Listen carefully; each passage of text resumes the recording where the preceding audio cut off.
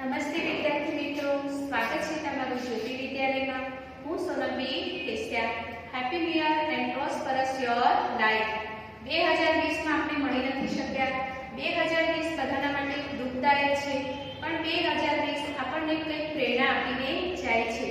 જે દુઃખ હોય છે એમાંથી પણ કંઈક સુખની ક્રાંતિ આપણને મળે છે. જેવી રીતે કે આપણે શરીર પ્રત્યે જાગૃત થયા, આપણે હળી મળીને રહેવા માટે ટેવાયા.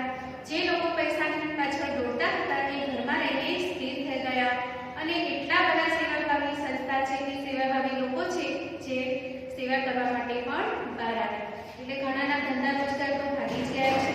આપણે પણ સ્કૂલમાં આવી નથી શક્યા, પણ ઘણું બધું એવું શીખવીને જાય છે જે જિંદગીભર આપણને પ્રેરણારૂપી રહેશે. તો 2020 ને આપણે ભૂલીને નવી શરૂઆત કરીએ 2021 ની. તો વેલકમ 2021. આજે આપણે काव्य 8 धोरण 8 हिंदी काव्य 3 मत बांटो इंसान को. तो हमने यानी कि मनुष्य ने सब जगह सबको बांट दिया है. इस काव्य में भगवान एक ही है, पर मनुष्य ने उसने अनेक रूप में बांट लिया. गिरजाघर में बांटा है, मंदिर में बिठाया हुआ है, मस्जिद में बिठाया हुआ है, चर्च में बिठाया. तो कवि कहते हैं कि सब आपने बांट लिया है, पर एक इंसान ही है, उसे आप मत बांटो. तो हम काव्य की शुरुआत करते हैं. मत बांटो इंसान को. इसके कवि है विजय महाजन. मंदिर मस्जिद गिरजाघर ने बांट दिया भगवान को, धरती बांटी सागर बांटा, मत बांटो इंसान को. कवि કહે છે કે ભગવાન એક જ છે, પણ ભગવાનના અનેક સ્વરૂપો બનાવીને લોકોએ એને મંદિરમાં બેસાડ્યા છે, મસ્જિદમાં બેસાડ્યા છે, ગિરજાઘરમાં બેસાડ્યા છે, ચર્ચમાં બેસાડ્યા છે. એમ કરીને ભગવાનને અનેક સ્વરૂપોમાં ભગવાનને વહેંચી દીધા છે. કે ધરતીને પણ એવી રીતે વહેંચી દીધી છે કે આ મારો છેડો છે, આ તમારો છેડો છે, આ મારો દેશ છે, આ તમારો દેશ છે. તો કહે છે કે ધરતીને પણ માણસે વહેંચી દીધી છે. કે સાગરને પણ આપણે જોઈએ છે કે એક સમુદ્ર હતો, પણ એના કેટલા વિભાગ પાડીને લોકોએ સાગરને પણ વહેંચી દીધો છે. તો એક માણસ જ છે જેને વહેંચ્યો નથી. તો કવિ કહેવા માંગે છે કે તમે ધરતી, સાગર, મંદિર, મસ્જિદ બધું જ વહેંચી દીધું છે, ભગવાનને પણ વહેંચી દીધા છે, તો માણસને વહેંચતો નહીં. મંદિર મસ્જિદ गिरजाघर बांट दिया भगवान को, धरती बांटी सागर बांटा, मत बांटो इंसान को. अभी रात तो शुरू हुई है, मंजिल बैठी दूर है, उजियारा मोहल्लों में मंदिर हर दीपक मजबूर है.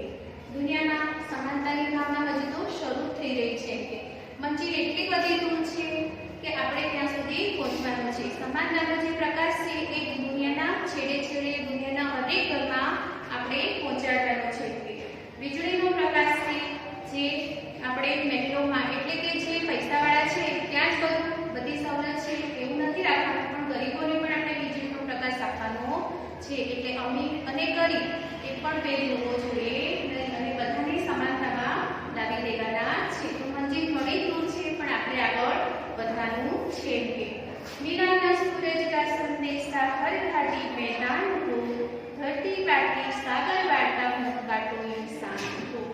कवि કહે છે કે જો સૂર્યનો સંદેશો જે ઘાટી છે, મેદાન છે, જે રણ પ્રદેશ, હજુ ત્યાં સુધી સૂર્યનો સંદેશો પહોંચ્યો પણ નથી. એમ કે તો આપણે બધા મેદાનમાં છે, બધા જે પણ સ્થળ છે ત્યાં સૂરજનો સંદેશો એટલે કે સૂર્યનો પ્રકાશ ત્યાં પહોંચાડવાનો છે.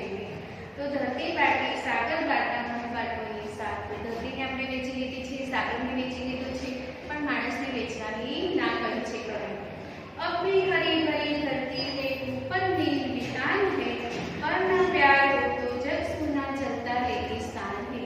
હજુ પણ ધરતી લીલી છમ છે, લીલી હરિયાળી પથરાયેલી છે. પણ જો પ્યાર ન મળે તો ધરતી પણ સુના રેગિસ્તાન એટલે કે બળબળતા રણ જેવી બની જાય છે.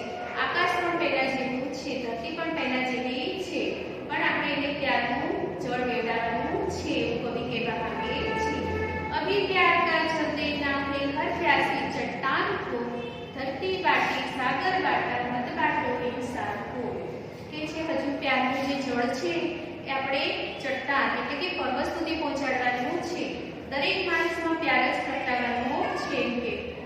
ધરતી વેચી લીધી છે, સાગરને વેચી લીધો છે, માણસને વેચવાની કવિ ના પાડે છે।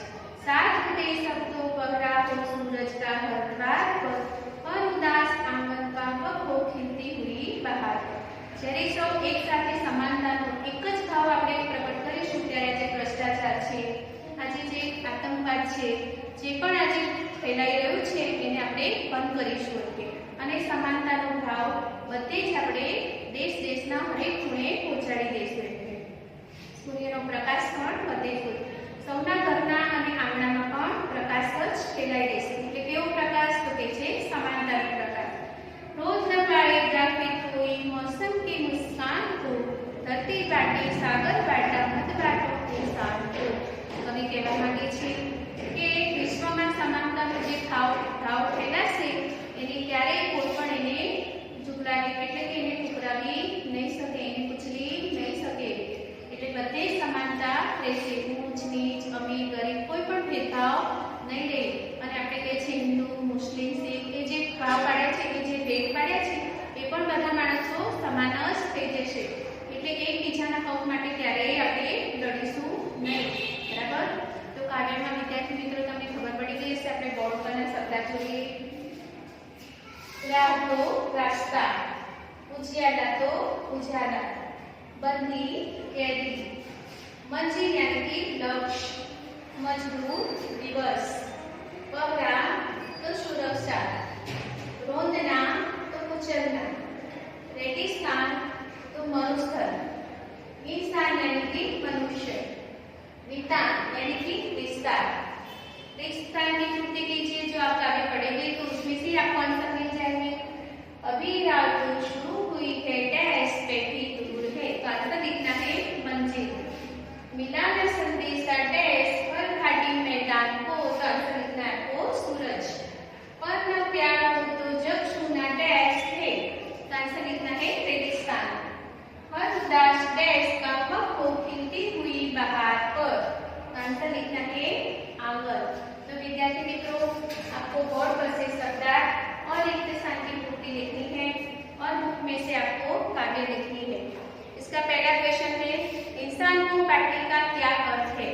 तो आपको आंसर लिखना है इंसान को बांटने का अर्थ है इंसान को भिन्न भिन्न रूप में हमने बांट लिया है। कोई सिख है, कोई मुस्लिम है, कोई हिंदू है, हम अलग अलग रूप में जो बांट लिया है वो इंसान का अर्थ है।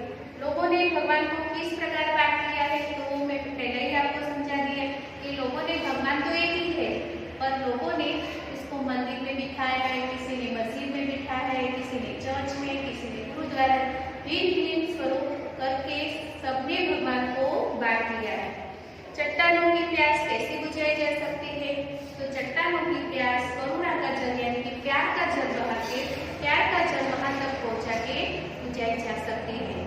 तो एक बार आपको काव्य लिखना है होमवर्क में